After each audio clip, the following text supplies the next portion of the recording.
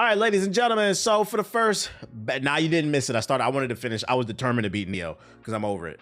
And we beat Neo 3. And now we're moving on to the news. And the first article I got for you is Battlefield 6 had its biggest launch in the franchise history. Yet 6 months later, EA is laying off the people who made it. And to that I say to EA, lock them up. Oh man. Lock them up. Let's do the math real quick. Let's see. 10 million times. Guys. And I believe it was 10 million in 2025, but as of 2026, I believe they sold 12 million copies. But let's lowball them. You playing Crimson day one? I already got it, bro. I already uploaded my first impressions. Come on, guys. It's the motion, man. But anyways, but to lowball it, at bare minimum, EA has made almost $1 billion off of Battlefield 6. I saw that. You said 20 million? Is the new number 20 million? Let's look it up. Battlefield 6, 20 million. Is it really? This don't count the, yeah, and it don't count the fucking microtrans with a total. Well, wait. Oh, it has. It sold. Oh my God. We got to do this again. Holy shit. Times 70. They've generated 1.4 billion. I repeat, $1.4 billion, not even counting the microtransactions. So if we throw in the microtransactions and we lowball it, they've probably generated at least 1.8. So I'm gonna go ahead at 1.8 billion. Lock EA. 'em up. Oh man. Lock them up. 6 months after the successful release of Battlefield 6, which sold more than 7 million copies in just 3 days and was among the top-selling games of 2025, EA has confirmed that an unknown number of employees have been laid off from the studios that made the game, including Criterion, DICE, Ripple Effect, and Motive. We made select changes within our Battlefield organization to better align our teams around what matters most to our community. Nigga, don't put this on me. Don't put this on my chat. What you mean, our community? This don't got nothing to do with us. This is corporate greed. An EA spokesperson said in a statement replied to PC Gamer, Battlefield remains one of our biggest priorities and we'll continue to invest in the franchise, guided by player feedback and insights from the Battlefield labs. IGN first reported the layoffs, said the cuts reflect a realignment across the Battlefield studios as development shifts focus to maintaining the game's live service support. That transition arguably hasn't gone smoothly. Like many games, Battlefield 6 isn't as popular as it was at launch, and some of that fall off can be attributed to EA postponing this Season 2 content in January, as well as the arrival of Arc Raiders less than 3 weeks after it launched in October. Since then, the studios continued to focus on the plans to improve the game. They also laid off people at Escape. But hold on, let's talk about this real quick. This proves my point. So like, if we look at the Steam DB numbers, let's see Battlefield 6. I think it's averaging like 50K nightly players. I'm not gonna lie, they might have fucked their own game up. So like in the last 24 hours, it peaked at 50. But with this news, it might have made people quit the game. I'm not gonna lie. Right now, there's 28,000 people in here. Now, despite there only being 28,000 people on the server, mind you, this is only the PC version. If we add the console, it might be like 70, 80,000. Even though that is the case, they made $1.4 billion off the disc sales alone, the disc and the digital. Mind you, that's a lowball because not everybody bought the $70 edition. Some people bought the deluxe edition probably for like $100. Then you got to throw in the microtransactions. That's why I said it might be upwards north of $2 billion. We don't know, but at lowball bare minimum, they made $1.4 billion. And it's funny because in this article, they're saying that one of the reasons they're laying off the people is because they're not living up to the standards that they're looking for when it comes to live service. And that I do agree. The Battlefield devs have fucked up to some degree, not releasing content in a more timely manner to keep people excited about the things. But my thing is if there was one game in the industry that was a live service game that should deserve a little bit of leeway, the developers, especially because they just lost the head of the studio, Vince Zampella, in a car crash, was this team. They made you guys billions of dollars. And the player count, it dropped, but you couldn't expect Arc Raiders to do what it was gonna do, right? You guys have a really big cushion to where you can continue to plan content and then fix it and bring people back to where I think best case scenario for this is like 100,000, 200,000 a night. That 10 million number a night that they were expecting was out of the fucking pocket. That's not happening. But you guys have the money. I can't stress enough. These people being laid off is 100% corporate greed. And it's easy to sit up here and laugh and be like, oh, the player counts are not the best. But this is not a free-to-play game. They've already made their money back and then some from the development and with the sales. So I think they should have been allowed at least the rest of 2026 to try to figure it out. Drop a couple seasons and then make a comeback, because friendly reminder, plenty of live service games have made a comeback. The space game. Recently Overwatch just made a comeback. Cyberpunk, even though it's single player, it made a comeback. Yeah, No Man's Sky. This is EA greed, and this is why people hate them. And I think it's really insensitive because they just lost the head of their company too. The one that made you billions of dollars. And then they're just talking about the numbers and stuff. Why do they keep doing this? My sneaky suspicion, the reason they keep doing this is, keep in mind, they just sold to the Saudi firm in 2025. You know, with the change of the head of the guard, usually with corporations, there's a shakeup and they're looking to skim money off the books. And I'm gonna be honest, with the new owners of EA, I'm not sure how familiar they are with the gaming industry. We know they're rich, but how familiar are they with the gaming industry? I'm not sure. I think they're just looking for ways to save money. They feel like the live service isn't going in the direction that they want. And unfortunately, these people are getting cut.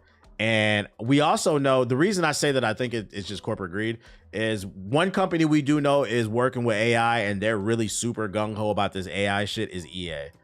So maybe they're looking at the live service numbers as an excuse to fire some people and then give it to fucking Chat GPT, which concerns me because they just laid off people. Friendly reminder, like 2 weeks ago, they just laid off half the skate team. I'm gonna be honest, I think that game is dead. I would not be surprised by the end of 2026 we hear that they're shutting down the servers. I just don't see a way. I don't see a path. That game is not good. It doesn't have at least Battlefield 6 has a strong foundation. They can fix that game. This game does not have a strong foundation. The numbers are gone down even more. I blame RedSec. Stop competing Activision and be original. It's funny because I liked RedSec. I don't think it was RedSec's fault. I think the issue is they didn't do what they needed to do to appease to their core Battlefield fan base. Specifically, one of the things I kept hearing is the maps weren't big enough. And I agree. A lot of the maps were a little too small. I think they just stumbled out of the gate with the base game. But I also said that's also why I feel like they can fix it. You can drop bigger maps. They just need the time. And I think EA at bare minimum, I feel like, I get it's a business, but I feel like they owe it to the studio that just generated them $1.4 billion bare minimum to give them at least a year to turn the ship around and get those numbers back up. This is a very fixable issue. And then if they do fix the issue, guess what? You're back to making shit tons of money. But it's like, if you don't make the money right here, right now, it's like these people don't care and they're crazy. 1,600 Escape fans got to be paying for skins. And that ain't enough to sustain this game. And it sucks too, because we just found out the government announced that United States lost 92,000 jobs in the month of February. So we lost almost 100,000 jobs. Mind you, we've been losing like 100,000 jobs like every month since this nigga took office. This nigga is straight. That fat orange. So with hundreds of thousands of jobs being lost every month, now more people are getting laid off. Friendly reminder that, guys, this is really bad, because this means more people are going to be fighting for the small. We want our economy to grow so that everybody is not fighting for the same 5 jobs. Because guess what? If everybody's fighting, if 500 people are fighting for 5 jobs, that means 495 people will go without being able to put food on their table. And then guess what? It creates a cycle of poverty. And when the wolves are hungry, that's when they get to blaming.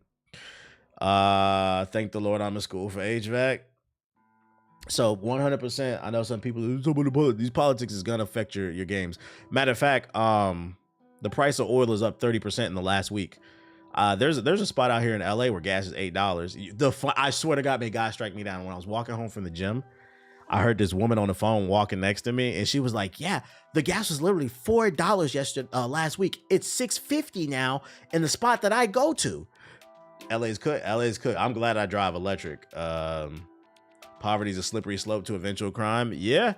So like, this is why it weirds me out that people sit on social media and post and wake up at 3 a.m. so they can get the lowest number on the Steam DB count, post it and be like, "Look, this game is dead." Why do we want people to lose their jobs? It's not good for anybody. Not only does this create more wolves, but it also means less money is going back into the economy. And if the economy is not being stimulated, it's not growing. People are going to tighten their belts. They're not going to spend. This is bad. But sticking to the gaming corporate. I wish people had the same energy for them damn Epstein files, but y'all not ready for that conversation.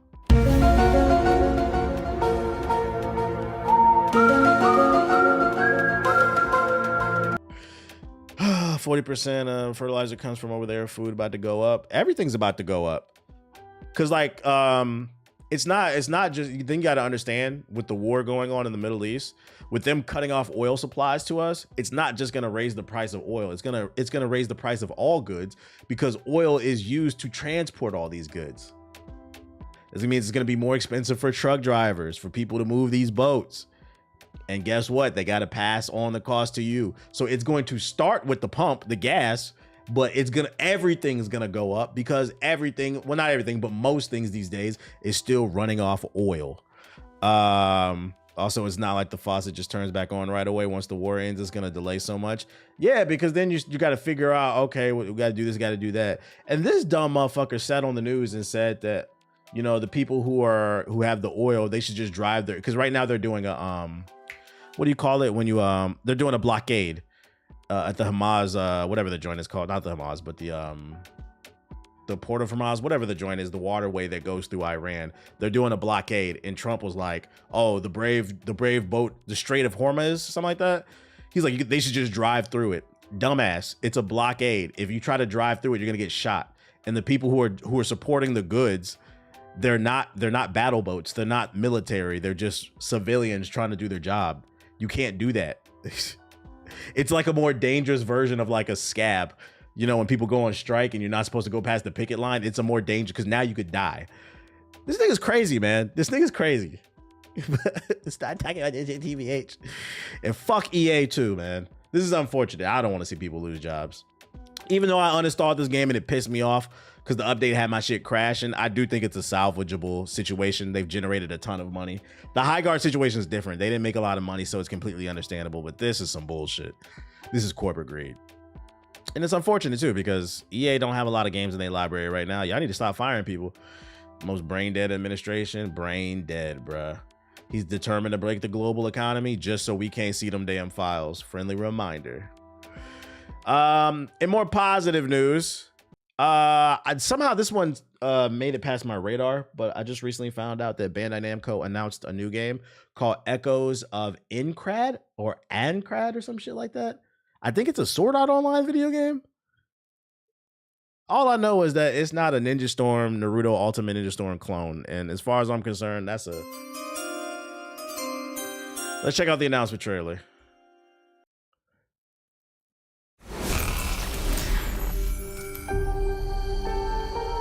Aincrad is in Hit the like button if you're watching on YouTube. Equilibrium will be lost, and the resurrection of the god of death grows near. Attention players, I welcome you to my world.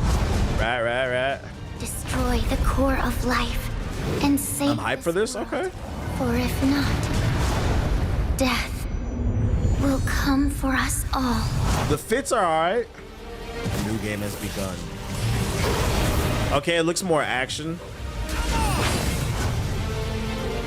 Where you are the hero. Yeah, supposedly it's a sword art game. Together. Right.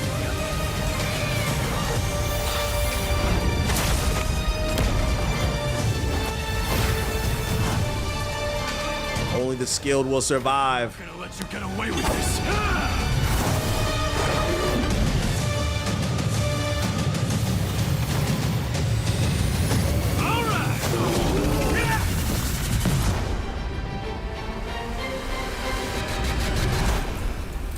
reserve gear. I'm gonna assume that's the headset they wore. If you die if you were wearing it. If you died in the game.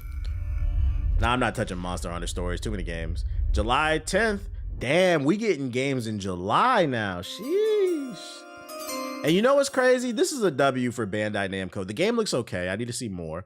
But I say this is a W because I feel like this is a good display of self-awareness. I don't think that this game can compete with the GTA 6s, the Wolverines, the Phantom Blade Zeros, but like this is a good slot to be in. January 10th, July 10th, I don't think it's gonna have a lot of competition, which leaves itself a window to be talked about. So like just from a marketing standpoint, I think it's smart that they released it there. That's good self-awareness. Because I always say a lot of these games be fucking up because they think they can compete in areas that they can't. Being self-aware will help you.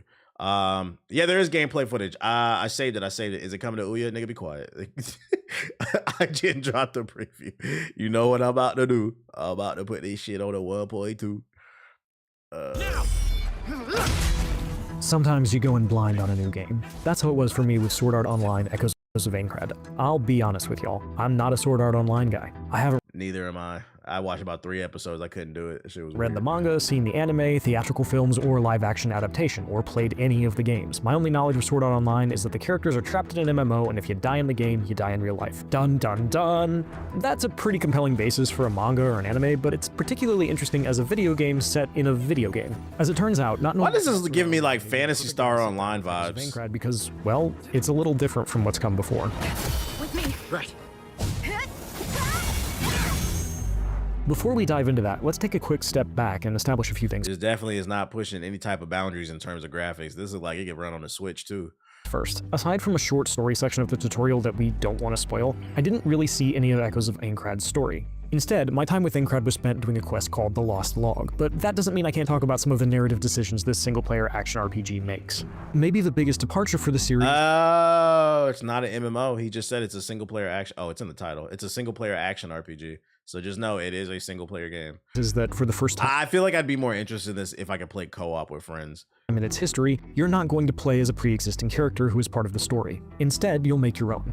When I asked Sword Art Online game I like that. Yosuke Futami why they made the switch, he told me there were a couple of reasons. First, most games in the series have been set in the middle of Sword Art Online's story, which required players to have at least some working knowledge of the series. Echoes of Aincrad doesn't, and Futami hopes that means it will be more approachable for folks who aren't already fans. Second, he's hoping that by putting the player into the game world as I like that. That's a W. They're trying to appeal to a larger crowd, and that's smart, I think. So you don't have to be super caught up on the anime. You could just enjoy it as a game. their own character, they'll be able to experience the story of being trapped in a death game themselves, not vicariously. Neat. My journey started in the Town of Beginnings. I spent a little time running around, getting a feel for the place, and finding some elven statues that taught me some of Aincrad's lore. The Town of Beginnings feels like, well, a starting town in an MMO. It's got that dense yet artificial feel of a town in a video game, which pulls double duty in a video game set in a video game because NPCs feeling like NPCs here is a feature, not a bug. The town also shows off how utterly gorgeous Echoes of Aincrad is. This is a good-looking video game. Like, damn. After seeing the town, I teleported to He says it's good looking. That makes me think that the files that they uploaded are just very they're very compressed. Because I have no reason to call them a liar. It just could be bad footage.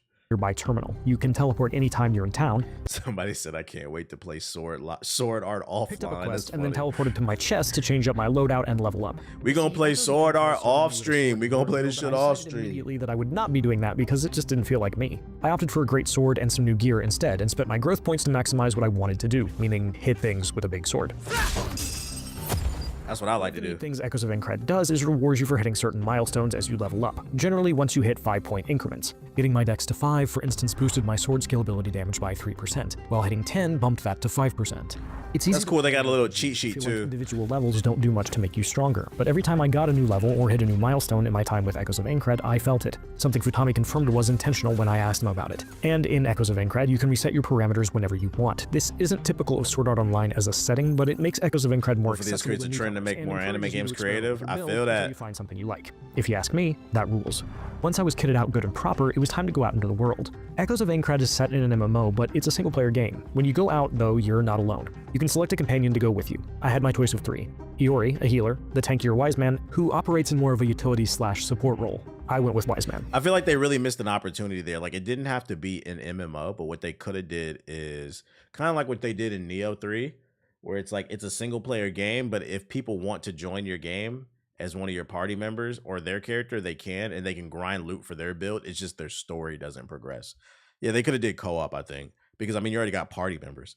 Role. I went with Wise Man.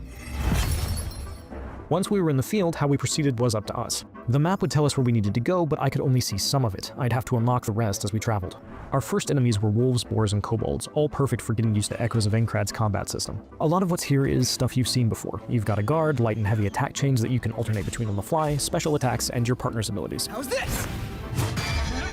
Iori's, for instance, create a circle that heals you if you stand in it. You'll also open up additional attacks. Dragon Ball said, fuck creativity, press square. And some of them are pretty cinematic. Fancy.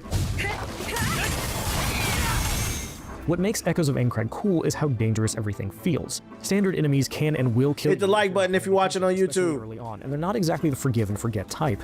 They'll follow you for a long time if you pick a fight with them, and they're all different. Kobolds will block your attack and retreat and try to blind you. If they do, the screen darkens and is filled with static. It's a great effect that does exactly what it says, makes it a lot harder to see. Wolves, on the other hand, are nimble and aggressive and travel in packs. Boars are bruisers that you probably don't want to go toe-to-toe with directly. And there are weird plants that attack from range with vines and can burrow under the ground. And that's not even getting to the elite enemies, which are bigger, faster, and stronger, and come with additional attacks. By far the worst, though, were the wasps. They fly, they shoot poison, they hit pretty hard. Just like real The noise life. is tough. So much so that I felt like San Andreas. This looks so inspired, uninspired. Here we go again. Futami I feel like I gotta get my hands About on the it and enemies like and actually play it before I judge it, because it seems like he's a fan of it so far. Which, by the way, welcome to the stream. That's a fire ass name. This nigga's name is Goat in the Shell. Okay. I see what you did there. specifically mentioned the wasps. He nodded and said, "Ah, wasp," in English. The rest of our interview was conducted via translator. Those are the words of a man who knows what he's doing, what horrors he has unleashed on his digital world. But even then, there are ways to deal with enemies. They can be stunned, opening them up to big damage. In the case of the wasps, I could knock them out of the air, which is where they're strongest. If I stun them, I could chop off their wings. It looks like it's annoying to try to knock him out the air, though. No matter what enemy I went up against or how many times I saw them, it was always scary when a fight drew the attention of more baddies, and exhilarating when I landed a big hit. More baddies. I want more baddies. Attack just so. What I saw of the world was just as intriguing. In most RPGs, the worlds are something you navigate between combat encounters, but in Echoes of Aincrad, getting around is half the battle. Futami told me that they wanted the world itself to be like a dungeon, and I felt it when I was playing. Much of the time, I was figuring out how to get where I wanted to be from where I was, and what paths I'd need to take to get from one floating orb, which serves as places to rest and restore your potions, but also respawn enemies, to another, finding chests along the way. By far my favorite thing about the world was finding arcs. Defeating the mini-boss enemies sealed inside the arcs will open up other seals scattered throughout the world, allowing you to get chests and other goodies. One time, I opened up a cave, but it was too dark for me to see what was inside. It's inspired by the Dot Hack series, that's why it feels uninspired. With Flash or something. Well, if it's inspired by something, I love navigating Echoes of Aincrad. that means it is so inspired. it just made me want to come back later. Maybe it's not for you, but Detail here, and even walking through the mud is exciting because it would show up on my characters, something Futami said the team put a lot of effort into, and you really get a sense of that as you play. Searching for the lost log usually meant making the trip in chunks, fighting my way to the next orb, then going back to town to level up, equip new armor and weapons, and upgrade and slap new abilities on them, which sadly I can't show. Switch out my companions. I liked them all, but Iori quickly became my go-to because of her healing prowess, and so on. Each trip to the wild was an expedition, and I loved an excuse to try out new weapons and partner characters, which returning to the city provided. My demo ended with a boss fight against a couple of big, scary plants. It was a grand old time, and a fitting end to my time with Echoes of Aincrad. I came, I saw, I conquered, recovered the lost log, and left many a dead wasp in my wake. I wonder if this will play into the Still main thinking about Echoes of storyline, Aincrad though. more than a week after playing it, about its world, about the characters, about the wasps. Even the metatextual stuff is fun. Remember Iori? It does look like a Tales game. But early on, Iori is a man, and Futami is eager to see what players make of that change. It's particularly fitting for a video game. After all, who amongst us hasn't played as a member of the opposite sex while exploring a fantasy world? If Echoes of Aincrad can nail what it's aiming for, it should be a chance for seasoned vets and newcomers alike to get into the Sword Art Online world. Me? I just want to go back to that cave. Next time, I'll make sure to bring a light. For more, check out our previews of Control Resonant and Crimson Desert. Alright, I watched For everything that else one. in gaming, keep it here at IGN. It seems like he likes it. I mean, just based off the first impressions, it looks like it's probably gonna be like a 7 or an 8, maybe like a Steam sale type of game. We'll keep an eye on it. I'm just happy that they're not making an Ultimate Ninja Storm game, bro. We need more unique anime games, man. No more Ninja Storm clones. So I'm happy. No more square. Power up. Square. I'll check this out when it's on the PS Plus monthly title. Tight shit. Right. It might come to PS Plus for free. We can all play it, bro. I know you hate the Naruto Storm games, but Cyber needs the reboot .hack series. Yeah, I would like to see them do that. I don't even hate the Naruto Ultimate Ninja Storm. I like the first few. It's just after like the fourth one, I'm like, God damn, bro. And they started making it for My Hero, and they got one from Demon Slayer. They got a bunch of Naruto Ultimate Ninja Storm clones for a bunch of animes nobody's heard of. Like, it's just too much, man. Too much. Other news. If you're a sports fan, EA Sports has just revealed Project Assist, a new tech that can turn real football matches into video game visuals in real time. Using a TRACAB tracking in the Frostbite engine, it could even help generate new animations for FC 27 and beyond. Sounds like what they have basically in 2K, like daily animations. What's in the game is in the game. Just go outside. Fuck that, bro. We gotta spend money on these My Team packs. That's what these nerds do. Now Undav space to move into for Stuttgart. Project Assist. Demon Slayer was literally unplayable online. I had to get a refund. Hey, but you get to, live your life as your favorite characters. I'm gonna go ahead and predict this is just gonna make EA even more fucking lazy. Because remember what we just talked about with the Battlefield layoffs? But there's one company we know that's super pushing this AI stuff. They're super proud of it. It's EA. I guarantee you this is gonna be part of their AI shit. They're just gonna load in footage from different football games and try to copy the animations through this AI shit and fire people in the process.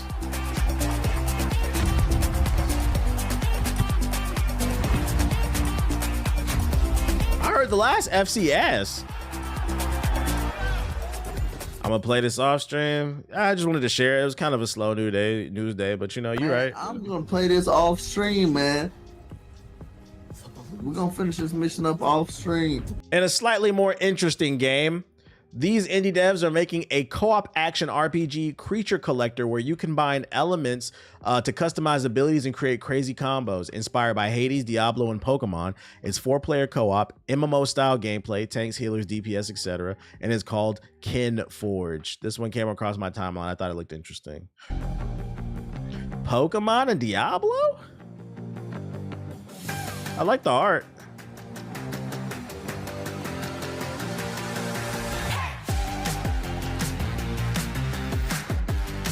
Oh, I think I get it. Okay, so it's a dungeon crawler like Diablo or like Hades, but it's got a Pokemon element where I guess you got to capture Pokemon and you and your friends battle with them or something like that.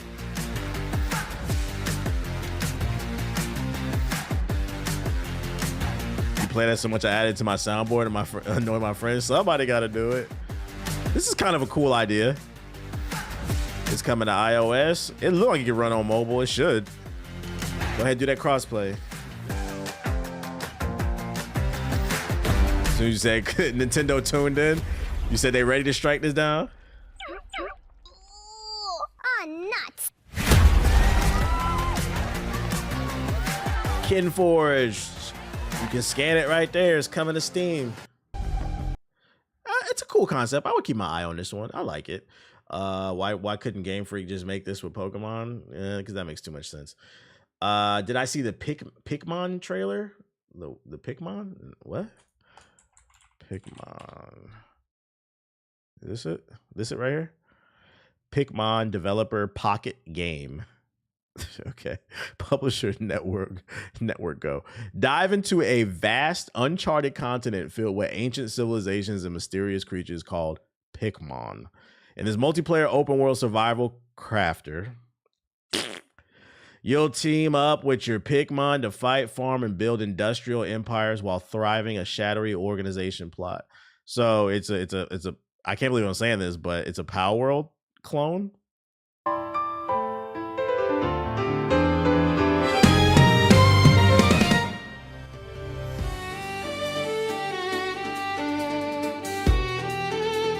I appreciate the input. What up? Shout out to the sun. These people should be fucking ashamed. How fuck you make a bootleg of a goddamn bootleg? Temu Pow. This looks like AI. This looks gross. You can't tell me that's not Lucario right there. Y'all see that shit? Yeah, it's fucking funny, dude.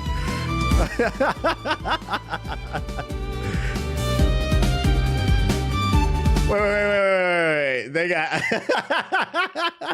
they making bootleg Pokemon Power World starring Link. Oh my god, Breath of the Wild Link. That's fucking funny, dude. It only make it funnier if he says in this trailer, hot, huh? No, wait, hold on, my bad. That's not Link, that's Sausage. That's not Link, that's Sausage, y'all. It's different, it's different.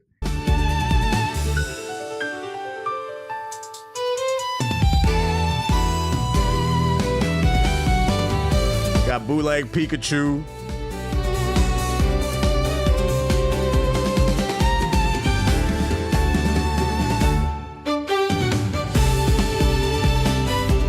Oh, you don't throw balls at him, you throw Yu-Gi-Oh cards to catch him. Okay. I can't stress enough, this is not a real fucking game, guys. This is like some AI generated bullshit. This is not this is a fake game. I don't even think they have gameplay.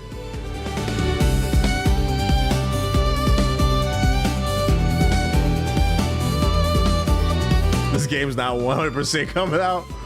They got guns in it too. See, look, there go Lucario right there, just shameless. And this looks like Scizor or whatever his name was, like an ice version of it.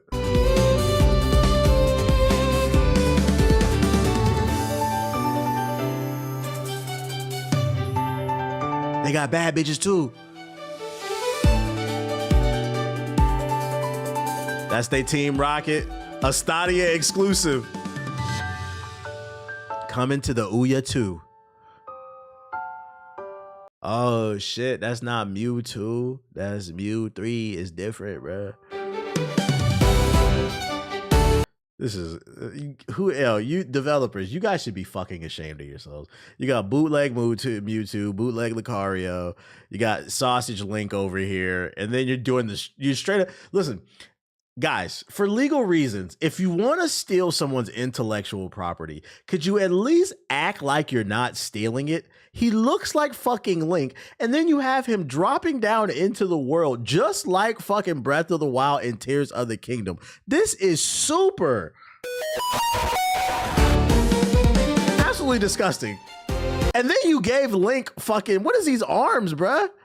You gave him these lanky ass Lanky Kong Wimbyama ass. Oh shit, Link Webinyama. Oh my god. And he got a Gundam. What the fuck? My bad. No, he ain't got a Gundam. He got a Zoid. This nigga got a Charizard Zoid. What the fuck am I looking at, man? And you know the funny thing is too, I said this like maybe like a year or two ago. You're going to see a rise in these type of video games because the reason being is video game development, like a lot of art forms, has been democratized. Right now, you can download the Unreal Engine 5 for free, and they don't even charge you unless you make a shit ton of money. They'll take royalties off of it, right? I think the Unity engine is super easy to get to. It's pretty cheap. The point I'm trying to make is the tools are super easy to get. And then with the Unreal Engine, they have a store where you can go buy pre-made assets and then just put it in the engine and make your own bullshit up. So what's going to happen is it's going to birth a lot of indie developers who make amazing games that might have not been able to get their foot into the industry because they lack the resources or the education, but they had the grit to do it, right? But on the flip side, it's also going to birth more bullshit like this. And this is why you got to be wary of stuff. Like what's that other fake ass game that came out a couple years ago? The day before, that fake ass zombie game. You're going to see more bullshit ass Pokemon clones. You're going to see a lot of bullshit ass cozy games. Don't fall for this shit, bruh. This game fake as hell. That's fair, but Nintendo won't even blink unless there's a following. Yeah, no, that's facts. Unless this game gets a big following, Nintendo won't care. But like, it's okay to be inspired by stuff, but like, could y'all at least try to act like, you had your own idea? Like, look at this shit, bruh. This look like Pikachu from fucking Baltimore, man. disgusting. This is disgusting. This nigga doesn't shoot lightning. He shoots string cheese. What the fuck are we got going on here, man? This is fucking bullshit ass bear. This dude, where's my hug head ass? This shit is stupid. And I better not see nobody buy this shit, man. Shame on you. Fuck all the jokes and shit. Do not buy this because it encourages this bullshit ass behavior. I appreciate you for putting me on the Pikmin though. That's fucking funny, man. Shout out to Sausage Link. What else we got? Oh, friendly reminder, a lot of y'all knew this already, but just in case you forgot, Ghost of Yotei Legends launches tomorrow, which is March 10th. Everything you need to know about online co-op multiplayer mode. It'll have classes, modes, enemies, and cosmetics. It's a free update. It is a co-op mode inside of Ghost of Yotei. So if you need more content, gamers, we are eating. Shit like a day one cop to me. If you're watching on YouTube, hit the like button. It's free, so I mean, I would hope so. I'm gonna try to get some time on it too. We're feasting. Yeah, and then last but not least, if you're a basketball fan, I saw this come across my timeline. Acclaim tweeted out, Super Basketball Classics got next.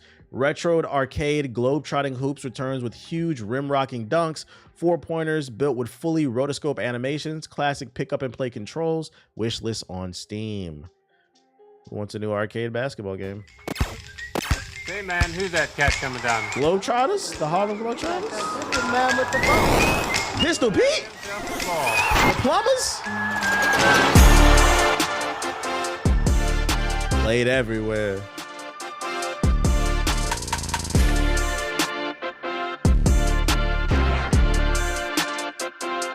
Man, come on, show the gameplay. Perfect timing. No gameplay? Boo. I thought I was gonna have some gameplay at least. Yeah. Well, there's a new arcade basketball game coming. Let me see. Does it show anything on the Steam page? Hey man, who? I thought it was gonna have some gameplay. Oh wait, they got screenshots. Oh yeah, they got the mobile shit going, man. Who's ready for this shit? Who trying to play Atari 2600 games? And they got stats on that shit, bruh. Oh, it's gonna have a story mode where you get to be called nigga back in like the 1940s and shit. Oh shit, this is gonna be crazy. This is gonna be fucking crazy. What the fuck you doing on this side of town? Shouldn't you be in fucking Harlem, boy? Oh man, the story mode's gonna be crazy. Hell yeah. Didn't Acclaim make Turok? They did. NBA Jam double dribble. Where is NBA The Run, man? What's the update on that shit? Did they drop any new gameplay? Let me check real quick. NBA. Although I feel like there would have been an article that came out. They've been slow dripping bullshit, man. They tweeted 12 hours ago.